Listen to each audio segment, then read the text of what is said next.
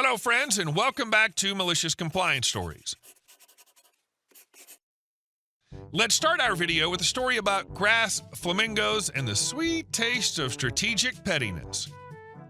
But before we begin, best way to support our channel is to leave comments, like, and subscribe with the turned-on bell so you don't miss the new video every single day. Here we go. When HOA-style neighbors went too far, we fought back with flamingos. My husband, 53-year-old male, and I, 52-year-old female, bought our first house 13 years ago and quickly realized we were the black sheep of the neighborhood. We're in a quiet cul-de-sac in the middle of town, a neighborhood we never really knew existed until we started looking for homes to buy. Our neighbors are about 10 to 20 years older than us and keep their yards to an unsustainable perfection unless you either hire a lawn service or are retired and have nothing better to do than yard work 24/7, rain or shine. The neighbors to our sides and across the street are the latter. One neighbor will use a leaf vacuum to remove leaves from his yard and the street in front of his house multiple times a day. If it's storming, he'll stand in his garage with the door open and rush out during breaks in the rain to remove every last leaf. Dude has serious OCD about his lawn. He doesn't own one tree and bitches to other neighbors about the sycamore tree in our front yard because it not only peels its bark year-round, but also drops its leaves really early in the season. We don't rake our leaves because it's a great natural fertilizer, but we do pick up large branches and bark before we mow. Not long after we purchased the house, I became disabled and could no longer do heavy yard work. My husband kept it up until he became disabled during the pandemic and couldn't do the heavy lifting either. We now have very limited funds, so we hired a kid to mow and whatnot for us very cheap. When the school stopped online classes once the pandemic was under control, he stopped working and we had to rely on family to help. They're only able to help a couple of times a month at the most, and this is apparently unacceptable to our neighbors. If our grass is a smidge over 6 inches, they call the city code enforcement office and report us. I've gotten to know the woman fielding the calls very well over the past couple years. She agrees that the reports are excessive, but is still required to follow up and contact us about the complaints. Many of their complaints are civil issues, such as tree too close to a fence, but grass height's the one that we have to abide. If we've had a good rain, like this year it rained a lot, then sure, our lawn is going to grow faster and our family may not be able to come into town immediately and help. They've never once spoken to us about it, never once asked why the sudden change in lawn care. In fact, we've never even spoke to any of the problem neighbors in over 5 years. Instead, they report us and report us and report us. Again, the city understands and gives us a month to get it taken care of, and we do. Every time. It's absolutely ridiculous. So one day, we decided that we were done with trying to be a nice neighbor and fit in with the golf course lawn crowd, so we got petty. We called the city to get the property line tagged and asked for a copy of the city code about what you can and can't put on your lawn. Pink flamingos are not on that list. We now have 20 large pink flamingos a few inches on our side of the property line and along our side of the sidewalk. There's not a damn thing they can do about it, and it most definitely gave the city official a good laugh. We still got to keep the grass under 6 inches, but it just feels different now. Can we do a GoFundMe for a few dozen more pink flamingos? I think I could find it in my heart and wallet to put a couple more in your flock. If you get enough pink flamingos, they can block out the sun from reaching your grass, and then you won't have to worry about the 6-inch rule any longer. And our second story. 1 month, 1 machine, 1 denial. Why our healthcare system broke me. I work at a health insurance company where I process medical claims.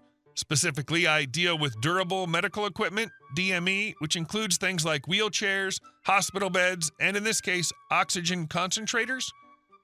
There's a very strict set of policies and regulations governing what we can and cannot approve, and sometimes following those rules feels like actively doing harm. This is one of those times. A claim came through for a rental of an oxygen concentrator, month 46.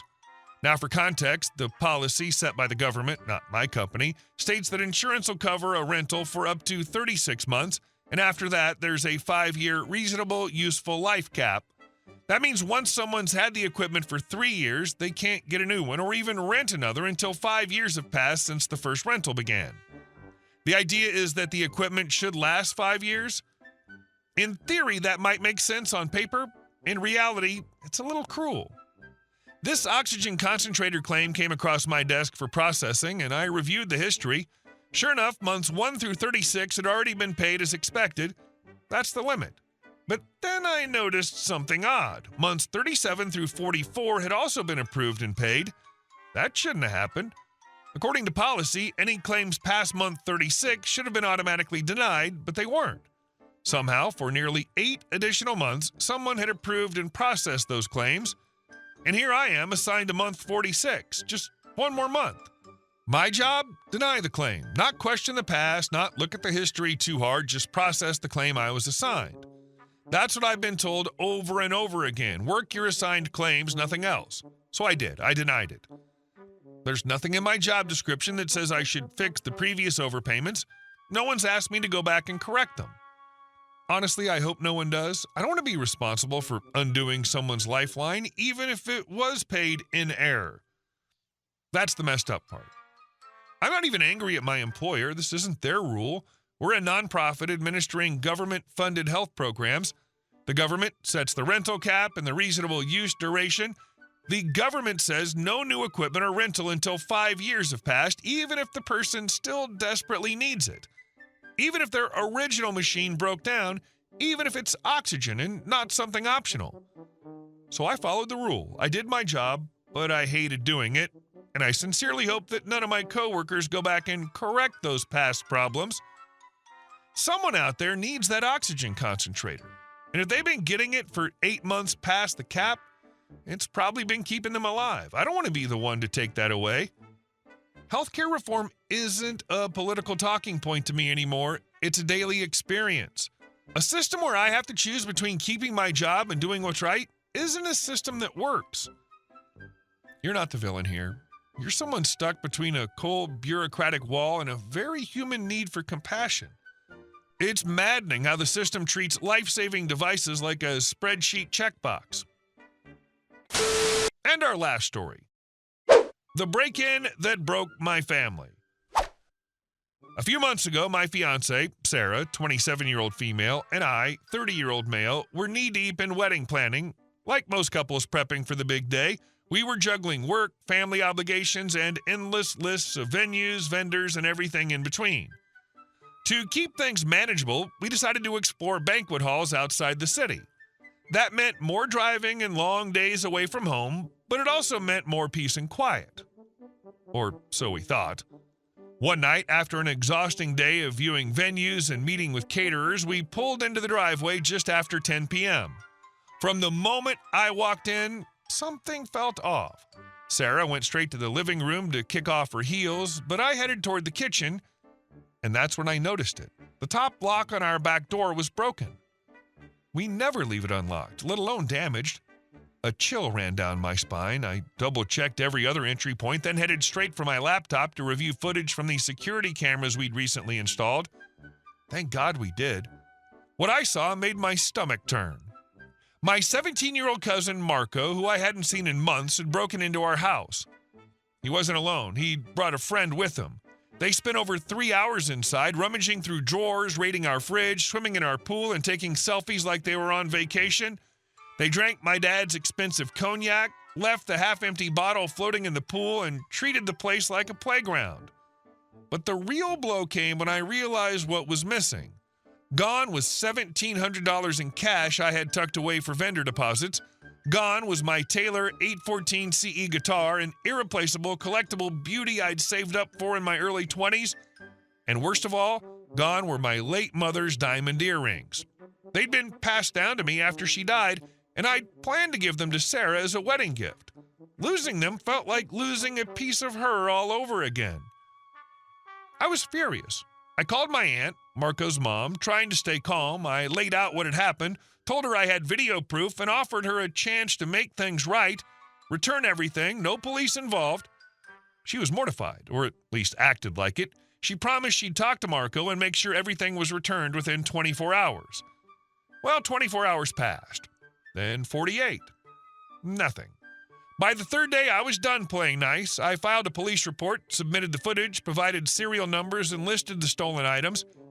It didn't take long for detectives to trace the guitar. Marco had pawned it at a local shop. When the pawn shop owner was shown the footage, he confirmed it was Marco who had brought it in. That evening, I got another call from my aunt. This time, she was in full-blown hysteria. "You called the police on your family? How could you? He's just a teenager. He made a mistake." A mistake? Breaking into our home, stealing heirlooms, pawning valuables, and partying like a rock star wasn't a mistake. It was premeditated theft. But apparently the rest of the family didn't see it that way. My uncle called me next, his voice full of veiled threats. "We'll talk about this man to man," he said, whatever that meant. My grandmother chimed in too, scolding me for overreacting and for not understanding what kids go through at that age. I snapped. I told them all point blank there would be no wedding invitations for anyone who defended Marco's actions. No holiday get-togethers, no playing pretend that everything was okay. I wasn't going to let my home be violated and then get guilt-tripped for defending it. As it stands, Marco's now facing burglary charges.